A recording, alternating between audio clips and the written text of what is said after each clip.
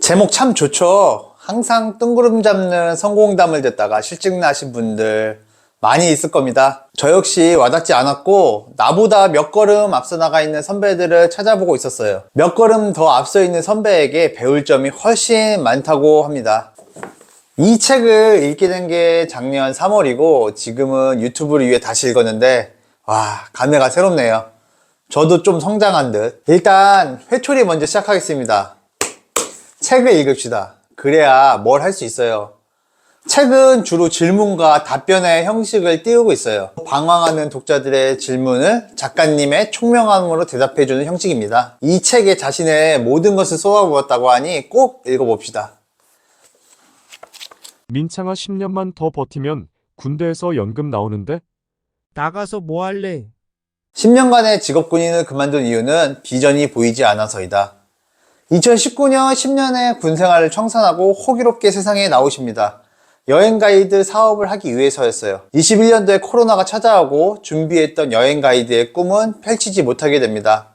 32살 반지하 단칸방에서 인생의 바닥을 찍습니다. 오늘은 10,000원으로 하루를 버틸 수 있을까? 여러분, 정말 인생의 절망에서 바닥을 찍어본 경험 있으실까요? 지금 그런 나날들을 보내시는 분들 계실까요? 저도 불우했던 유년기 시절 하루 종일 TV만 보며 도파민에 찌들어 있던 시간이 생각나네요. 발꿈치를 지지해 상반신을 일으켜 봅시다. 우리의 주인공 권민찬 작가님은 이때 도끼를 품습니다. 우연찮게 출판사 200만 원이 안 되는 마케팅 일을 맡게 되었고 인생에 단 한 번 찾아온 기회인 듯 도끼를 품고 미친 듯이 일합니다. 결과는 우리가 알듯 베스트셀러 작가가 되어 2년 안에 경제적 자유를 누리게 됩니다.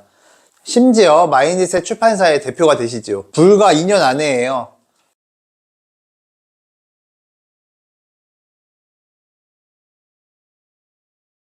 자, 신뢰가 뿜뿜하죠?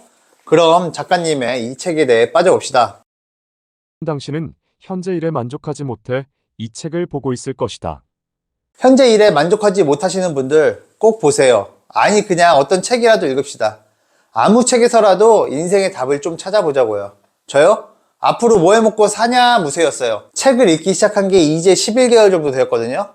책에서 답을 찾으려고 제대로 노력한 건 한 5개월 정도 되려나? 요즘은 그냥 자신감이 많이 올랐어요.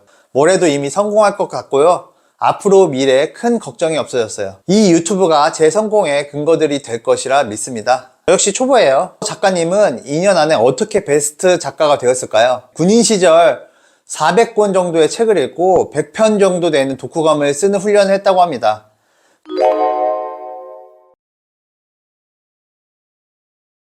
그리고 후미의 기가 막힌 이야기가 나오는데요. 여러분, 인생의 최악의 시기일 때 나를 등쳐먹는 최악의 사기꾼들을 만난 경험이 있으신가요? 작가님은 인생의 바닥에 있을 때 1,000만 원 상당의 출판 제의를 했던 쓰레기 같은 교육을 받았던 이야기랍니다. 사업이 무산되고 힘든데 거기에 등쳐먹는 사기꾼들이라니. 하지만 이 모든 것을 타개할 것은 결국 독서 앤 도끼입니다. 그렇다면 도끼는 그냥 무대뽀일까요? 리스크 테이커 위험을 감수하고 새로운 것을 시도하는 사람. 리스크 테이커는 사회에 불만이 많고 도전적이어서 위험한 행동을 하는 것이 아니다. 규범과 원칙처럼 당위적인 것에 얽매이기보다 개방적인 자세로 자신의 삶을 발전시키는 사람.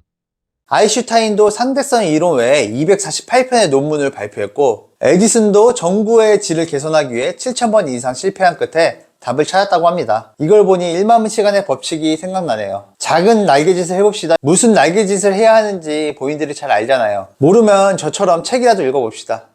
영어 공부하고 싶으면 하루에 10분이라도 투자해보는 거예요. 작은 습관의 힘 알죠? 나중에 리뷰할 겁니다. 책의 가장 중요한 핵심을 알려드리겠습니다. 1. 나는 누구인가? 2. 내 문제는 본인이 해결해야 한다. 3. 특화된 자신만의 컨텐츠를 만들자.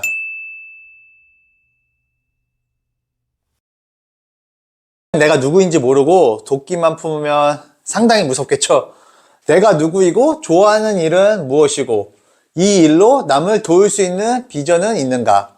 메모장이든 연습장이든 써봅시다. 특별하게 투자를 넣어봤습니다. 리스크 테이커 앞에서 언급했죠? 까먹었다고요? 네, 다시 알려드릴게요.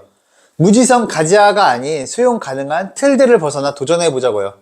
그리고 본인이 벌린 일들은 본인이 수습해야 합니다. 투자도 똑같죠? 내 삶 누가 책임져 주지 않잖아요. 작가님은 SNS를 200% 활용합니다. 누가 내 책을 구매해 줄까 기다리지 않고 직접 찾아갑니다. 우리 역시 원하는 분야가 있다면 SNS를 적극 활용하여 발로 뛰어봅시다. 또 거듭 반복 말씀드리지만 책을 통하면 시간을 많이 절약할 수 있습니다. 컨텐츠 제작 기법으로 파소나를 짚고 넘어가 볼게요. 프라블럼 문제제기 구매자의 문제제시. 어피너티 친근감 구매자의 아픔과 욕구를 동감. 솔루션 해결책 구매자의 해결책을 제시. 오퍼 제한 구체적 가격이나 혜택을 제한. 내로잉 다운 제한 80 마감 30% 할인. 액션 행동 제한을 걸어 행동을 유도. 이제 마무리 짓겠습니다. 일단 책이 컴팩트해서 소지하기 좋았어요. 저번 편은 집에 있던 책부터 읽자였다며 이번 편은 서점에 가서 끌리는 제목부터 사보자입니다. 책 읽기에 시키는 대로 한 것은 1. 독서록을 쓰기 시작했어요. 더 발전해서 지금은 유튜브 영상으로 남기고 있네요. 아주 좋습니다. 2. 작가님 인스타 방문이죠. 작가님 정말 몸도 좋으시고 잘생겼어요. 특히 그 무언가를 통달한 눈빛이 너무 좋더라고요. 작가님의 인스타를 통해 SNS 마케팅의 힘을 느끼고 옵니다. 3. 성공에 대한 작고 소중한 나만의 도끼를 품기 시작. 정말 큰 성과죠. 이때부터 다른 책들을 마구마구 읽기 시작합니다. 이 책을 읽고 11개월이 지난 시점, 그 도끼가 지금 많이 발전했네요. 앞으로도 여러분에게 많이 전하고 싶습니다. 제 개꿀팁인데요. 내상 사이트 비밀번호부터 도끼, 성공, 내가 해낸다 같은 걸 인용해보세요. 비밀번호를 치면서 내면으로 성공에 대해 외치고 있거든요. 자, 한 문장으로 표현해볼게요. 나를 먼저 알고 특별한 콘텐츠를 만들어보자. 한 단어로는요. 라이프 도끼.